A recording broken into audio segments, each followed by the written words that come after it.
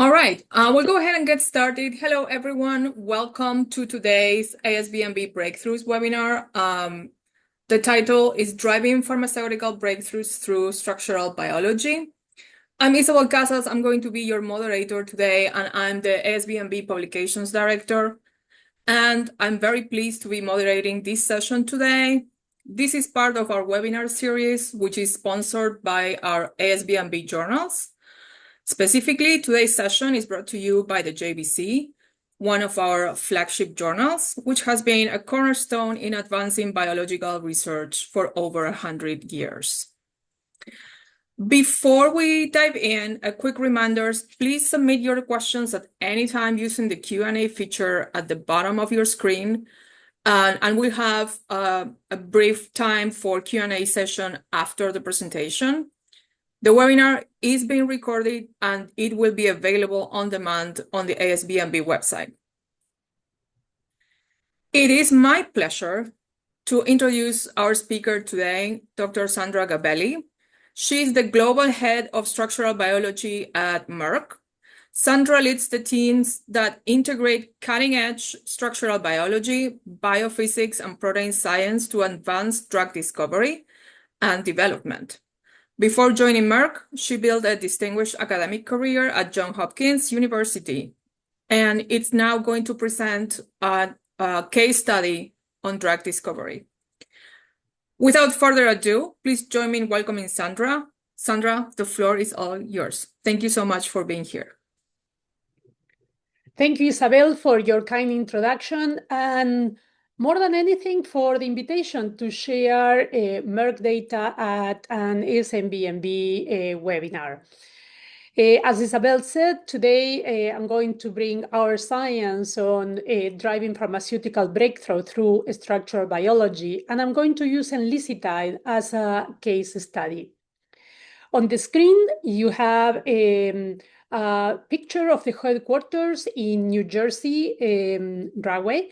And for the ones of you that they are in the States, you recognize Merck. For the ones of you that are outside of the United States, you can recognize the logo for MSD, Merck Sharp and Dohme.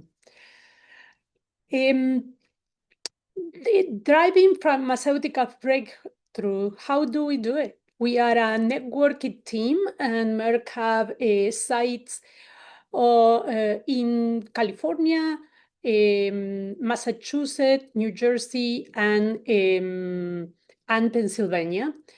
I particularly lead a group called Protein and Structural Chemistry that is within discovery chemistry.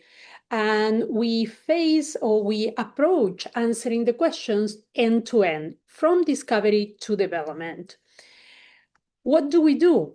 Here is a little bit of the what. We talk about the who, and here is the what. We do construct design. We do protein expression and purification of all the targets that they are going to be enabled in the pipeline. We express also in native cells, not only in heterologous systems. We partner with other organizations like biocatalysis, for example, to determine the structures of the enzymes that they are involved. We determine the structures, agnostic of the technique, meaning we use X-ray crystallography, cryo-EM, and tomography. We also determine crystalline conditions. We carry out micro-ED, tomography, and quite a bit of analysis or QC of virus-like particles. So at Merck, to invent medicines, we work agnostic of the modality, not only of the technique that I just named, but the modality of the drug that we are going to use. So on the screen, you have multiple modalities ordered by size. In the low molecular range, you have the small molecules with around 400 Daltons. The example there is a drug against the reverse tryptase from HIV. The next is Enlicitide or Lipfendra, that is to lower hypercholesterolemia or cardiovascular disease. Keytruda, checkpoint inhibitor, used in dozens of indications for cancer, and a vaccine in the Daltons. As you can see, the spectrum of the biochemistry that you need to answer all these questions is well used. How do we achieve this? I will say that the instrumentation, how we achieve this, is on the top. But what you have on the bottom is the products at Merck that they had been impacted by structural biology. So if you look at the impact, it started in the mid-90s. And I would like to call, as a structural biologist, that it's interesting to see that it took more or less 10 years after we acquired the first X-ray generators on site for the drugs, to start piling at the other end. Moreover, today I would like to say that, in 2018, we acquired cryo-EM capabilities, followed by other acquisitions in 2023, etc. And some of the drugs that they were approved this year, it being so, were impacted by cryo-EM. But still, it takes a while. So what is in these 10 typical years, 10 plus years, that it takes a drug to get to the market? What are the steps in discovery and development or research and development, however we want to call it? So you have on the screen in teal, I would say an arrow or many of these steps. And today I'm going to relate with one drug, Enlicitide, and with one target, PCSK9. What is the therapeutic concept? What was the innovation in discovery? How we achieve innovation in development and the clinical performance? But all these related to the steps in the pipeline. So if we dive in at what are the opportunities that we have as structural biologists to influence the workflow end to end, there are many. And probably the one that you are all familiar are the structural-based drug design that happens after screening. So I would say the mist here of the discovery. But to start this, I am going to describe the activities that I'm not going to touch later on as an example of activities that were carried out for Enlicitide. So other ways to impact the pipeline from discovery to development of my group is to reduce off-target liabilities. So in designing, when a compound targets a target that is not the intended one, cycles of design will be done to reduce that liability. We also do epitope mapping, and this in general is antibodies that they are going to be used for assay release. We carry out crystallization to evaluate formulation. So think about that for high concentration formulations, you want to deliver at very high concentrations that they are very difficult to concentrate. In that case, crystallization can be used as a way to go or extend to a parenteral delivery. Of targets in situ, For the ones in the audience that they are thinking in tomography, we are using tomography to see what is the effect of the drugs in tissue and not only what are the ligands on a particular target.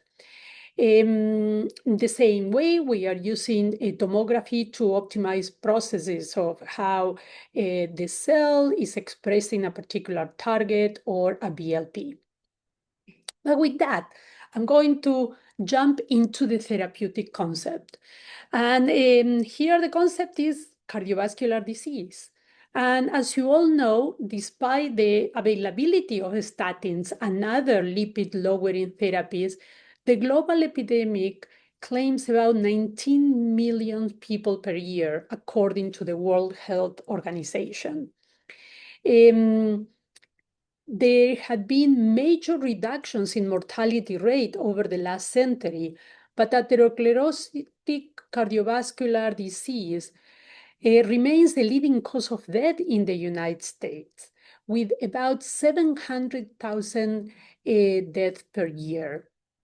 We can see on the screen that 85% of all cardiovascular disease deaths are attributed to this, and elevated LDL cholesterol levels lead to ASCVD. Moreover, that even with current treatment options in the middle panel, you can see that the residual cardiovascular risk remain very high when LDL-C is elevated.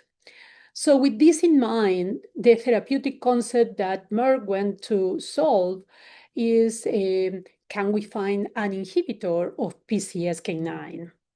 What is PCSK9? Is the proprotein convertase subtilizing kexin type 9.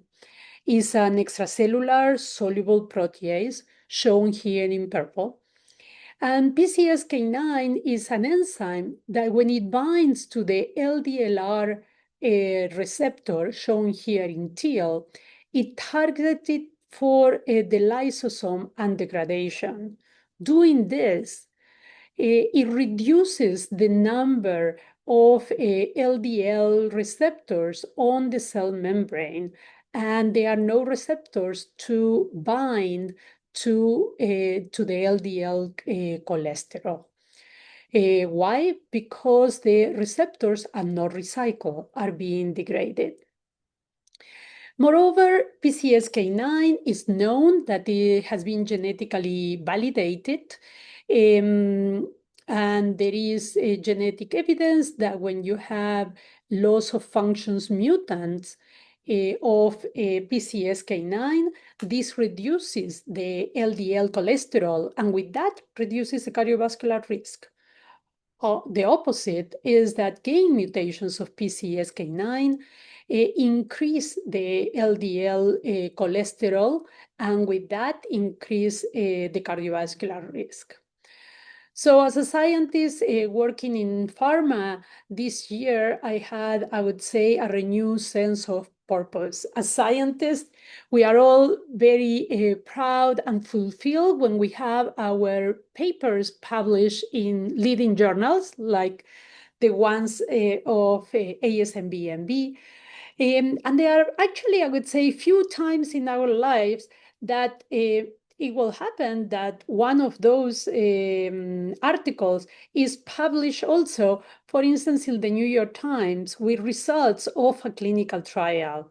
And I think that this year, many at Merck, we had this double renewed sense of purpose when we saw the impact of the clinical trials to a point that it goes to just major publication.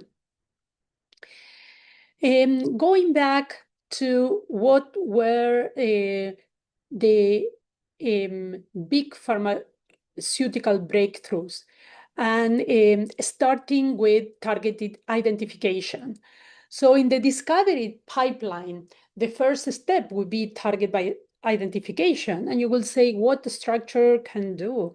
So we can enable understanding of enabling the biological, the mechanism of action.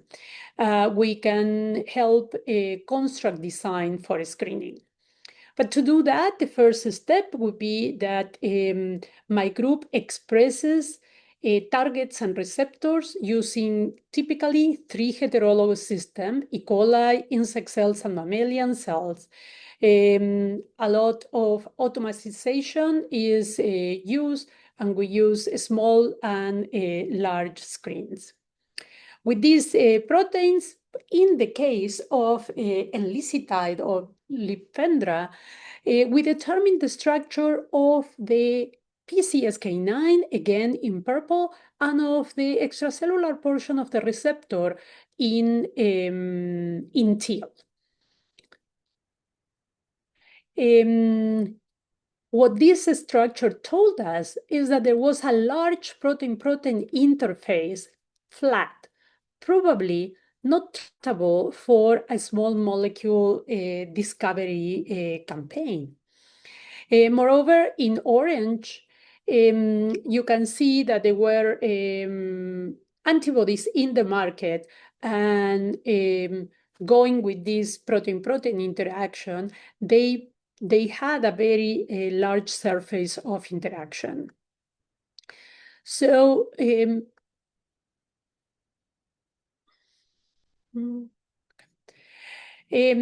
once we establish the mechanism of action and this understanding, at Merck, we're trying to analyze what was in the market, and there were antibodies, small molecules, oligonucleotides, and some gene editing, and what modality will be chosen. As you know, antibodies in general, they have a limited biodistribution. They have high specificity. They have good success against PPIs or protein-protein interfaces, and they have an excellent biosafety record. On the other hand, the small molecules, they have permeable biodistribution, but they do less well on specificity. They have low success against PPI. So with this in mind, Merck decided to go for a macrocyclic peptide. These molecules are well tolerated, they are effective. They could be an oral therapy, so that means that you can take a pill and not an infusion. They have a specificity that is similar to that of an antibody, and they have a biodistribution that is more similar to a small molecule. So Merck, using their experience in small molecule medicinal chemistry, in synthetic chemistry, and the strength in structural-based drug design, together with the vision or attempting to have an oral biologic in a pill that will offer efficacy, safety, convenience, and access. So how that process starts, once for a macrocyclic peptide, in general, what we call screening would be with hits out of a mRNA display. And after this had been validated, we will drive design structure activity relationship, SAR, and we'll do that with cycles of design, make, and test. I will challenge you to call, instead of design, make, test, and analyze, I will like to call it learn, because we not only analyze, we learn. In this particular compound, I will call compound 1. The first analysis that we observed was that with a SAR scanning of the amino acids, it was observed that the N-terminal lasso tail region was not involved. And so was removed. This gave a compound 4 that it had a 20-fold increase in potency and a decrease in molecular weight. So I would say the potency went from good to very good, although some of the liabilities remain the same.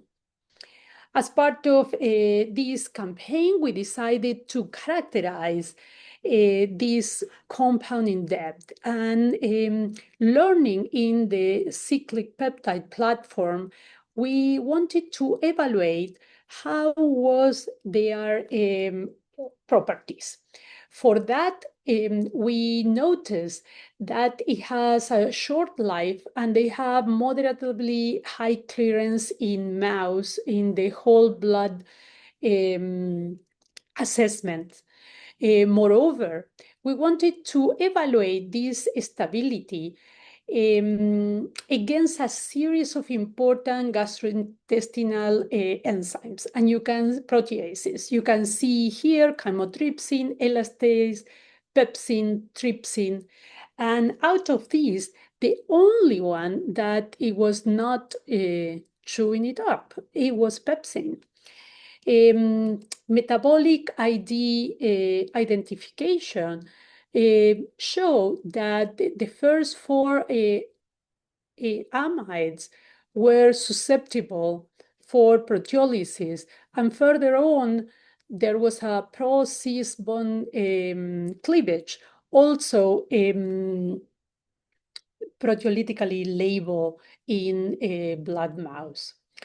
So the hypothesis was that if the proline was replaced with an alpha-methylproline, this liability will disappear. And that gave the first breakthrough in structure to the team. And it's compound 30 that you see the structure here on the surface of PCSK9. You see that the peptide bind, we call it a donut, but you can think about that a flat circle, with one of the derivatized tryptophan in the middle of the donut and one to the outside.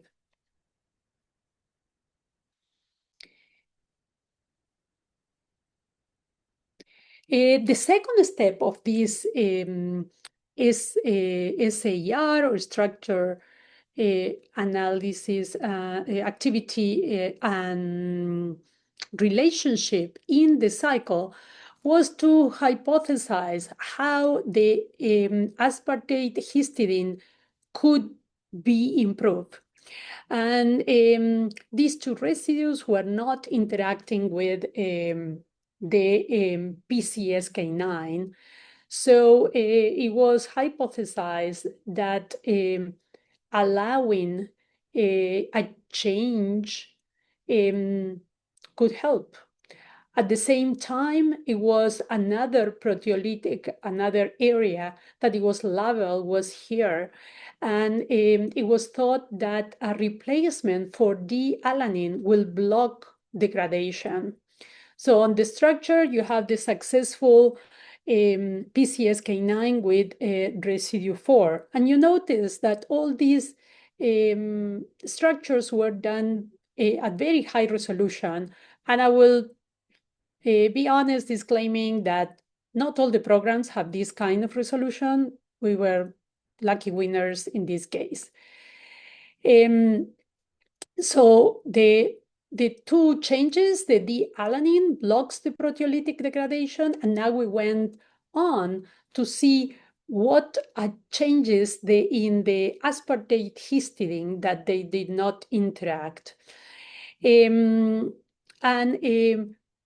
a change to a proline threonine provide a replacement that stabilize against chymotrypsin.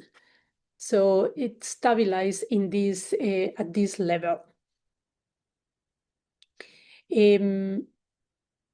Moreover, we added a fluorine to a ring occupying another hydrophobic pocket. So with this, I want to wrap the structure-based drug design and highlighting that structural-based drug design continued to drive the optimization of the structure. The macrocyclic binds like a donut, like I mentioned, with a surface of about 190 Armstrong and displaying multiple key hydrophobic interaction, such as the 5-fluorine tryptophan in the center highlighted in green. Moreover, I would like to highlight that the macrocyclic peptide makes 5 hydrogen bonds with the beta sheet of the PCSK9, and we will see in the next one that the other big element in driving the breakthrough was the observation that the structural biology highlight possible cyclizations before they happen. So on the screen, I'm highlighting residues that within the cycle were close enough in the structure that then cyclizations were performed, and they remove a twist in the DBX linker that I haven't described. So back in the time of discovery, I think we spend quite a bit of time in the lead optimization. I'm going to almost jump out of discovery to the very last step. So in an attempt to be unfair and skipping many other compounds and many cycles of design, make, test, and learn, I would like to bring the attention to compound 9, a compound with an IC50 of 002 nanomolar that is soluble in a fasted state simulated in state intestinal fluid, or FAST, at 0.15 mg per milliliter, but still had thiol oxidation and liquor tractability. And this was the precursor of what today is MK0616 or Enlicitide. And we notice a loose on FAST solubility. What I would like to call the attention is that the IC50, the potency is comparable to antibody at 1/100 of the molecular weight with oral viability. So what this gives us is stability, synthesis, and solubility. Those are the main significant investment that lead to a molecule that require 80 steps of chemistry with many non-canonical amino acids. So as you can imagine, substantial quantities of any drugs are necessary to support the clinical development. And for that, in this case of Enlicitide, had to be built in a way that not only optimized for cost and speed, but that enable large production and significant material throughput. Since the beginning, and I would say you have here an image of the total synthesis paper, but even before total synthesis was able to supply the initial quantities of the material, other teams start trying to work on the constraints on having to perform so many synthetic steps. And one way to speed this is biocatalysis. So protein engineering and biocatalysis, I would say, in the last 10 years have become essential for modern chemical synthesis by leveraging the intrinsic specificity of the enzyme. I'm showing only one of the ones that we are using. And for the biochemist, this is a ketoreductase. And we knew that it could regenerate its cofactor, NADPH. So the initial interest, we divide, I would say, the enzyme into the 96 residues that they are in the active site, that they will make changes to selectivity. I would say the outside or the surface mutations that in general give stability, and the core residues also. What it was achieved was that I would say in the first 5 generations of evolution, we achieve diasteresis selectivity activity on fluorination, is to fluorinate a position here. And the second 6 or 7 generations gave the same diasteresis selectivity activity at lower pH. Very important. At the end, tolerance to acetone, giving robustness to the system. What you can see here is that K-red, or the ketoreductase, that it was a monomer, had an increase in an engineered patch, hydrophobic, with the following mutations. And this hydrophobic patch is the one that dimerized the protein. So in 14 rounds of evolution, we have a 5,000-fold of improved activity and 100-fold on selectivity. Today, Enlicitide is done with 13 enzymes that were evolved. So imagine how many biochemists we can have in these teams. And these 13 enzymes are the ones that support the commercial route. So the investment and breakthrough innovation in chemistry allow a decrease in the synthetic steps in the first delivery of 5 drug substance batches from 1 mg to 100 kilos with a 90% cost reduction. Today, the commercial viability was achieved with further cost reduction in the commercial process. This 100x improvement is described in the Kaplar's science paper this year that reported a 1 kilogram scale synthesis of Enlicitide.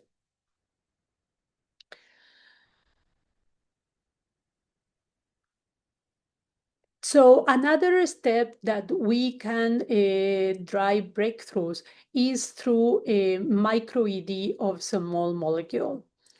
Because of the time, I'm going to skip it, but we can determine structures of small molecules that they can be very impactful. And jump into clinical development, it is good how to see assays or biochemical assays are really the foundation for the phase 3 trials.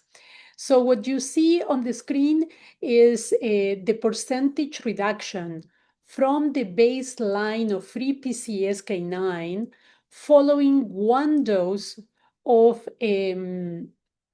Enlicitide, and that this decrease lasted 24 hours. So using this concept, phase 1 trials, phase 2, and eventually phase 3 were designed. I'm going to jump directly to phase 3. And we had 3 trials that they have read between the end of last year and this. One for heterozygous familial hypercholesterolemia, another one for a broad atherosclerosis cardiovascular disease, and another one for an add-on. So what can you add to the statins and compare? In the first trials for the coral reef for heterozygous familial hypercholesterolemia, we observe 58% of reduction of LDL using Enlicitide. In the case of the coral reef add-on, I would like to show that the comparisons were done giving enlicitide over a statin or over a statin adding bempedoic acid, esimipid, etc. And you have them here in different colors. And you see that the black arrow, the addition of enlicitide to statin is the one that further the decrease.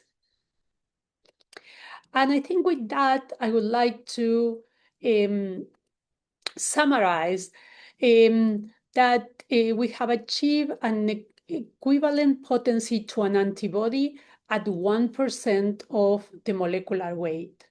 So I would say that converting drugs from physician-administered infusions to a pharmacy-dispensed pill can improve the life of many patients. And on the screen, you have all the steps in the discovery development that are driving pharmaceutical breakthroughs. And to finish, I would like to post the picture on June 16 for MK0616 this year of the team at Merck that contribute to it, and on white, a list of many and not all of for the early careers of the type of scientists that contribute to this. And with that, I can take questions. Thank you so much, Sandra, for this insightful presentation. It was so enjoyable to see all the steps leading also into translational research. I'd like to remind everyone, please post your questions in the Q&A. We have two questions to start. Our first question is it possible to target small LDL instead of total LDL? Yes, I think that it will require more studies. Yeah. How do you optimize oral absorption? Oh, super interesting and super difficult. So oral absorption in macrocyclic peptides, so something that is available for all the small molecules. For macrocyclic peptide, oral absorption has to be work. So there is, I would say, a sweet spot in weight. So if you take all the macrocyclic peptides that you have available and you plot size versus oral availability, you see that the ones that they are around 1,000 is more likely that they will be oral, but that's not all. So you attempt to determine how they are clear to see if that is helping, if they have a transport in the cell that they will allow them to come in, or they have a passive way to enter the cell. Today in the field, many of the macrocyclic peptides use what is called a permeation enhancer, another molecule that when added, it will allow or enhance the permeation to the cell. With all that, I would say oral viability is a large part of the study after you have a molecule. You can see, for instance, that solubility is not just measuring water, but I mentioned FASIV, right? So this fasted fake intestinal fluid is to see really what it would be the solubility that it would be intrinsically linked to the viability. Awesome, thank you. Great questions. I have several more questions. Were you able to predict the conformation of the bound peptide based on previous structures, or did the peptide reorganize dramatically upon making relatively small medchem changes? So yes and no. If the structure that you are thinking is the structure of the peptide in solution, right, we were not able to track down that structure before we have a complex structure with the target. So that's a no. Once we determine the structure with the target, with PCSK9, although we didn't predicted them and we continues to do the structures, it didn't change much. The reason that they were not predicted with high confidence is the lack of data. And this is a little bit of a call for everyone on the importance of data recording and storing properly. So prediction tomorrow or today the call for AI and ML is a big call on data recording. We need that data so tomorrow we can inference. If you go to the PDB, there are lots of structures, but not necessarily that many with chemical matter. Interesting. Thank you for that.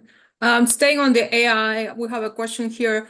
Do you think structural biology and AI-driven approaches could be effectively combined to identify new therapeutic targets in complex diseases such as cancer or neuroimmune disorders? I think that they are, right? I would say if you think about they are today, they are being effectively used. It depends how do you consider that they are to, I think that the question was around to identify new targets. So if you think about AlphaFold, it helps you in giving, for instance, maybe complexes AlphaFold 2 if you go or above, complexes of proteins that before you didn't know, it gives you at least a point of where you start thinking. Is today that enable or preventing to do the structural measurements? Not quite, because there are large spaces that AlphaFold is not reliable or there is no confidence on that. So, but I think that today enabled biology is definitely a action using AI and using structural biology? Great questions. We have time for one more question. How is the development of drugs that cross the blood-brain barrier proceeding? Slow. That was an Slow. easy answer. We Yep. have another question then. But it's going. But it is going. I think that I would say is one of the big hurdles to be. There are many things I would say if you look today, even in academic labs, to understand how the BBB can be crossed. Breakthroughs Good. to be coming. Awesome. And then, are there any risks of inhibiting PCSK9 long-term because of its function in cells that prevents LDL from being removed from the blood? No, if you see the risk, there are two ways to answer this question. The first one is upon removal, if you will see an adverse effect, you remove the Enlicitide, and in 1 hour you recover whatever levels you want. And that's, for instance, a typical problem with other type of drugs. But this, for a non-covalent drug, it will be solved. And the other is that the safety of the drug in the trials, it had been shown that there are no long-term effects on the removal. All Awesome. great considerations. Fantastic. Thank you, everyone, for submitting so many thoughtful and insightful questions. Sandra, thank you all for your responses. And I'd like to hand it back to you on any final thoughts or takeaways that you would like to share with our audience to conclude the seminar. Oh, I would like to pitch to the biochemists and the structural biologists that they are in the audience, the biophysicists, and the computational biologists, that I think is great for each of us to have a plan on what we are doing. But maybe then at the time, as good scientists, assess the data and see the opportunities that you have, and maybe a different incarnation of your own scientists it can be very fulfilling. Fantastic. Thank you so much, Sandra. Thank you for your time, for your expertise, and sharing this experience. And to all of you for joining us today. Please stay tuned for our next month's breakthrough webinars. Thank you, everybody. Have a great day, rest of your Wednesday, and we'll stay in touch. Thank you so much. Thank you, Sandra. Thank you, everyone. Bye.